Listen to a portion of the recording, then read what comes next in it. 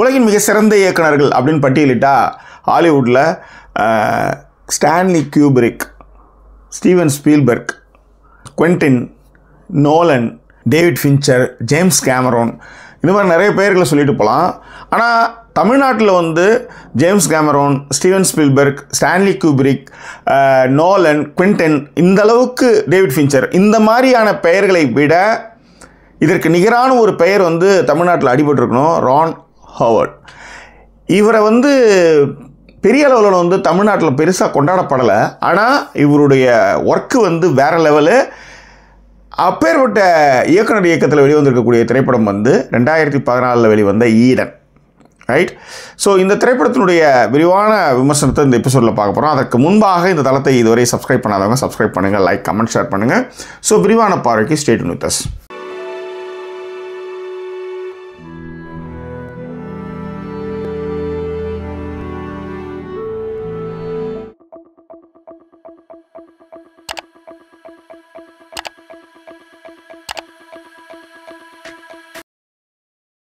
Eden படம் பார்க்குறதுக்கு முன்னாடி ரான் ஹாவர்டுடைய திரைப்படங்கள், அதாவது அவர் இயற்கைய திரைப்படங்களை அவங்களுக்கு சொன்னால் தான் அவர் யார், எப்பேற்பட்டவர், இவன் ஏன் வந்து ஜேம்ஸ் கேமரோனுடையும் ஸ்டீவன் ஸ்பீல்பர்க் கூடயும் வந்து ஒப்பிடுறான் அப்படின்ற ஒரு பார்வை உங்களுக்கு கிடைக்கும். அவர் சின்ன வயசுலேருந்தே திரைப்படங்களில் நடித்து வந்தவர். பியூட்டிஃபுல் மைண்டு அப்படின்ற ஒரு ஒப்பற்ற திரைப்படத்திற்காக அவருக்கு வந்து ஆஸ்கார் அவார்டும் பெஸ்ட் ஃபிலிம்கான அவார்டும் வாங்கினவர். இது வந்து உங்களுக்கு வந்து ஓரளவுக்கு அவரை தெரிஞ்சுக்கிறதுக்கான ஒரு இன்ட்ரோ. அவருடைய அற்புதமான திரைப்படமாக அப்போலோ 13 நான் சொல்லுவேன், ரைட்? அதன் பிறகு வந்து ரேன்சம்னு ஒரு படம், அதெல்லாம் வந்து நீங்கள் வந்து அந்த காலத்தில் நீங்கள் அந்த காலத்தில்னா இன்னும் ஒரு 10, 15, 20, 25 வருஷத்துக்கு முன்னாடியான 30 வருஷத்துக்கு முன்னாடியான ஃபிலிம் அப்போலோ 13 வந்து வேறு லெவலு. ஐமேக்ஸ்லாம் அந்த படம் பார்க்கும்போது உங்களுக்கு அதனுடைய அந்த உழைப்பு உங்களுக்கு புரியும். அது மட்டும் கிடையாது, உங்கள் எல்லாருக்கும் புரிகிற மாதிரி ஒரு விஷயம், ஒரு படத்தை சொல்கிறேன், டா வின்சி கோட், ஏஞ்சல்ஸ் அண்ட் டீமோன்ஸ். இதெல்லாம் வந்து இவருடைய டைரக்ஷன். ஆனால் நிறைய பேருக்கு அவரை பற்றி பெருசாக அந்தளவுக்கு, நான் சொல்ல மாதிரி Steven Spielberg and James Cameron அளவுக்கு வந்து அவர் வந்து தமிழ்நாட்டில் மிகப்பெரிய அளவில் கிடையாது.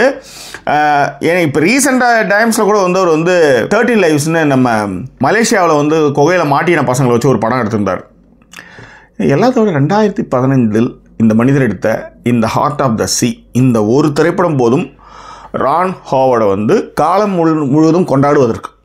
இது இந்த ஹார்ட் ஆஃப் த சீ 2015 வெளிவந்த திரைப்படம். சினிமா ரசிகர்கள் இந்த ஹார்ட் ஆஃப் த சீ படத்தை வந்து பார்க்காதவங்க பார்த்துருங்க. அதே மாதிரி பின்னூட்டத்துலேயும் நம்ம வந்து இந்த படத்தினுடைய ரிவ்யூவும் நம்ம கொடுக்குறோம். ஐ மீன் இந்த ஹார்ட் ஆஃப் த சீ அவருடைய இயக்கத்தில் வெளிவந்திருக்கக்கூடிய திரைப்படம் தான் ஈடன்.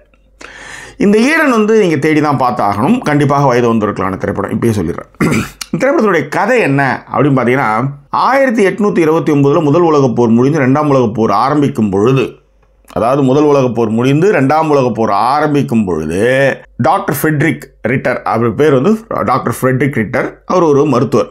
அவரும் டோரே அப்படின்ற ஒரு பெண்ணும் சேர்ந்து இந்த நம்மளுக்கான அந்த வாழ்வியல் மதிப்பீடுகள்லாம் இருக்கும் இல்லையா, காரு, பங்களா, பணம், ஒரு கட்டடம், ஒரு ஷெல்டர், ஒரு நடுத்தர வர்க்கத்தினுடைய கனவுகள், இப்போ ஒரு பணக்காரனுடைய கனவுகள், இது எல்லாத்தையும் திறந்துட்டு இந்த 2 பேர் என்ன பண்ணுறாங்கன்னா, ஆணும் பெண்ணும், அதாவது டாக்டரும் அவங்களுடைய தோழியோ டோராவோ பார்ட்னரோ ஹூவர் இட் இஸ், ரைட், 2 பேரும் எல்லாத்தையும் தூக்கி போட்டு கலப்பகோஸ் தீவுகளில் இருக்கக்கூடிய ஃப்ளோரானா அப்படின்ற ஒரு தீவுக்கு ஈக்குவாட்டர் கிட்ட அங்கே தனித்தீவில் போய் அவங்க குடியேறுறாங்க.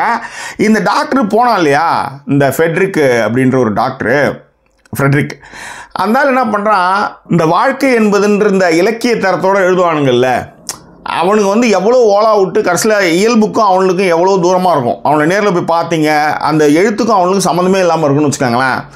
எழுதுன மாதிரி வாழ்க்கை முடியாது தான், ஆனால் கொஞ்சமாவது அதை ஒத்தி இருக்கணும்ல, இருக்க மாட்டானுங்க.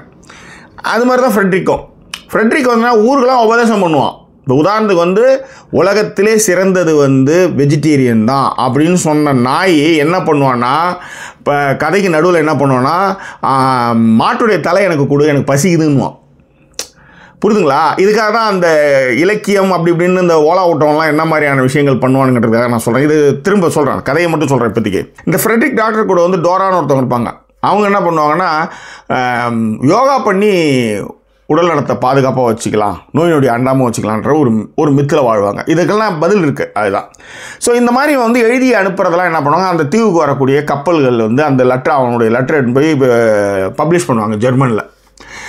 இந்த பப்ளிஷ் பண்ணதுமே இவங்க ஏதோ வந்து ஒரு பெரிய அற்புதமான வாழ்க்கையை வாழறாங்கன்ட்டு என்ன பண்ணுவான், ஒரு டாக்டர் என்ன பண்ணுவான்னா, ஹெய்ன்ஸ் விம்மர்னு பேர், அவன் வந்து ஒய்ஃபோட மார்கரெட், அவன் வந்து செகண்ட் ஒய்ஃபு, ஃபஸ்ட் ஒய்ஃப் இறந்து போகிறா, அவளுடைய பையனுக்கு வந்து காச நோய், அதனால் ஒரு இயற்கை சூழலுக்கு வாழ்ந்தால் நல்லாயிருக்கும், இம்ப்ரூவ்மெண்ட் இருக்குன்ட்டு அந்த பையனை அவன் கூப்பிட்டுருவான்.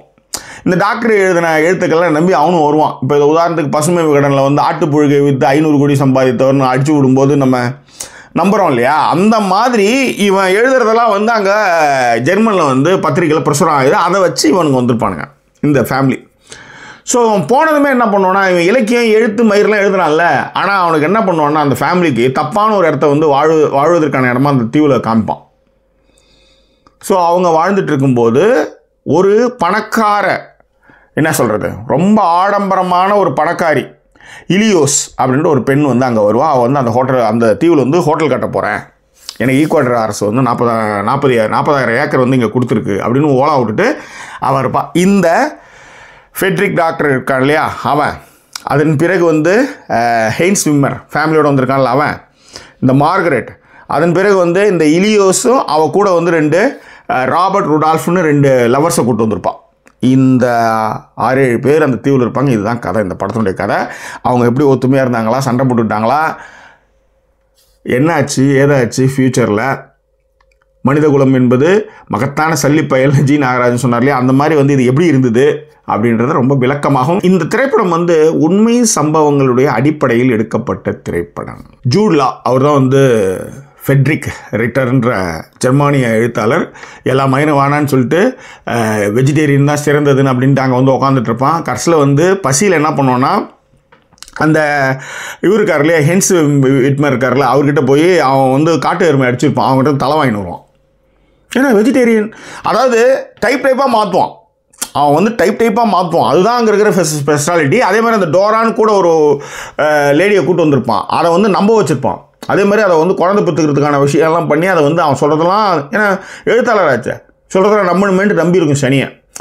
அடுத்தது இந்த ஹெய்ன்ஸ் விம்மர் தான் வந்து டேனியல் ப்ரோ, அவர் தான் வந்து ஹெய்ன்ஸ் விம்மராக வந்து விட்மராக நடிச்சிருப்பார். சூப்பராக இருக்கும். இதில் என்னென்னா இந்த படத்தில் 2 கனவு கண்டிகள், ஊரெல்லாம் வந்து அது ஹார்ட்டு அப்படிலாம் சொல்லுவாங்க இல்லையா, அந்த மாதிரி சிட்னி ஸ்வெனியும் ஆனா டி ஆம்ஸையுமே இந்த திரைப்படத்தில் நடிக்க வச்சது தான் வந்து ரான் ஹாவர்டுடைய புத்திசாலித்தனம். ஏன்னா இந்த திரைப்படத்தை வந்து அந்த 2 பேர் தான் வந்து தாங்கி நிறுத்துறாங்கன்னு சொல்லுவேன். காரணம் என்னென்னா, ஒரு ரொம்ப ரொம்ப லோவாக போகிற ஒரு படத்தை வந்து இந்த 2 hot and famous artist in Hollywood and all over the world, so அவங்க 2 பேருமே இதில் போட்டது வந்து ரொம்ப ரொம்ப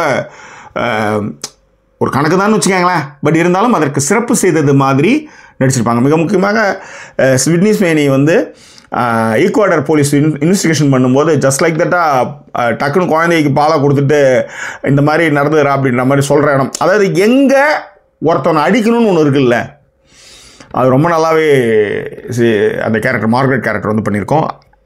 ஆனா டி ஆம்ஸ் வந்து அந்த மாதிரியான ஒரு ப்ரூட்டலான ஒரு மைண்ட் செட்டில் இருக்கக்கூடிய ஒரு பெண்மணியை உங்கள் உலகத்தில் நீங்கள் பார்க்க மாட்டீங்க. தாய்மை, பேய்மை, மயிர்மையெல்லாம் சொல்லுவோம் இல்லையா, அதெல்லாம் வந்து அந்த பொம்பளையை பார்த்தோன்னா உங்களுக்கு வந்து அந்த இதெல்லாம் மறந்தே போயிடுவீங்க. பட் இந்த படத்தை நான் ஏன் கொண்டாடுகிறேன் அப்படின்னு ஒரு காரணம் இருக்குல்ல. ஒரு திரைப்படம் என்பது உண்மை சம்பவத்தை பேசுவது மட்டுமல்ல, இன்னைக்கு வந்து இந்த இயற்கையாக வாழ்கிறேன், ஆர்கானிக்காக வாழறேன், ஆட்டுப்புழுகை வித்து 500 கோடி சம்பாதிக்கிறேன் அப்படின்னு பசுமை விகடன் வந்து மண்டையை கழுவுறதுல எல்லாத்தையும் காரி துப்பிருக்குது இந்த திரைப்படம் ஆக்சுவலி. ஓகே, அதாவது மனிதன் கூடி வாழும் இயல்புடையவன், அவன் ஒரு சமூக விலங்கு.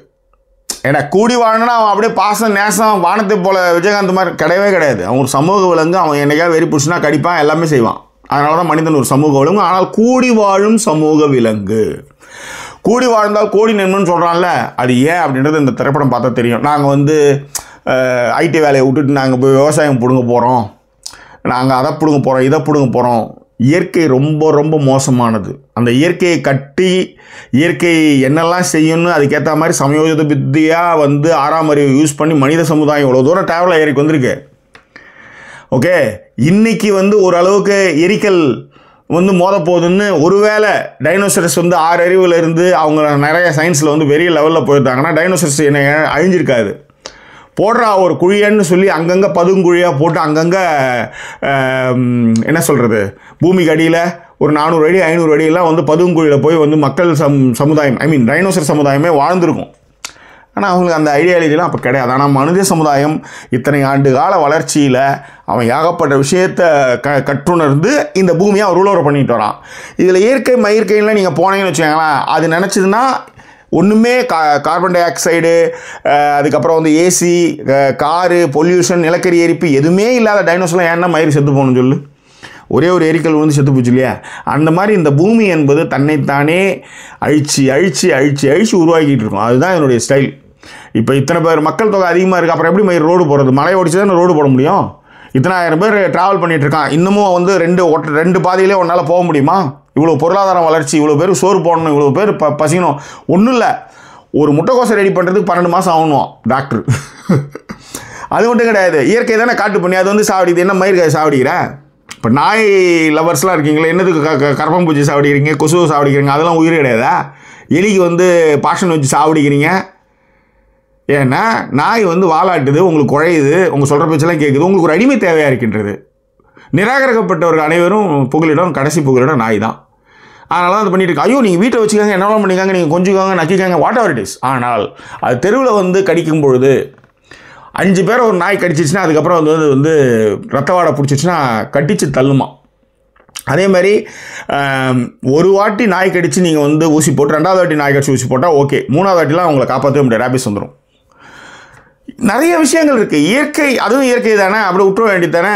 ஸோ மனித சமுதாயம் இதையெல்லாம் யோசித்து இதுக்கெல்லாம் மருந்து கண்டுபிடிச்சி இப்போ புற்றுநோய்க்கு வந்து ரஷ்யாவில் மருந்து கண்டுபிடிச்சிருக்காங்க. அந்த மாதிரி ஒரு ஸ்டெப்பாக வந்துட்டுருக்கு. நான் அதெல்லாம் விட்டுப்புட்டு நான் இயற்கையை தான் வந்து பிடுங்கும் நக்குவான்ட்டு பின்னாடி போனால் படணும் அவஸ்தன்றது தான் இந்த திரைப்படம். அதுவும் 1930களில் நடந்த மும்பை சம்பவத்தை வைத்து இந்த திரைப்படத்தை வந்து எடுத்திருக்கிறாரு. அது மட்டும் கிடையாது, இந்த ஹார்ட் ஆஃப் சி எடுத்த திரைப்படத்தினுடைய இயக்குனர் ரான் ஹாவர்ட் இந்த திரைப்படத்தை இயக்கிறார். சினிமா ரசிகர்களே நிச்சயமாக இந்த ஹார்ட் ஆஃப் சி கண்டிப்பாக பார்த்து ரசிங்க. இந்த மனுஷன் வந்து ஜேம்ஸ் கேமரான் அண்ட் ஸ்டீவன் ஸ்பீல்பர்க்கு நிகரான வரலாற்று சம்பவங்களை மிக அழகாக திரையில் காட்டக்கூடியவர். அற்புதமான ஒரு இயக்குனர். படத்தை வந்து மிஸ் பண்ணாதீங்க. இந்த திரைப்படம் வந்து எக்ஸலண்ட் மூவி. பார்த்தே தர வேண்டிய ஒரு திரைப்படம் இது, ரைட்? ஸோ மிஸ் பண்ணிடாதீங்க. இதுதான் நான் உங்ககிட்ட கேட்குறது. இந்த படம் பார்த்துட்டு உங்களுடைய கருத்துக்களை பிரிவுகளை தெரியப்படுத்துங்க. தேடி பார்க்க வேண்டும். இன்னும் வேறொரு எபிசோடில் உங்களை நான் சந்திக்கிறேன். அதுவரை நன்றி கூறிய உங்கள் ஜாக்கி சேகர். நன்றி, வணக்கம்.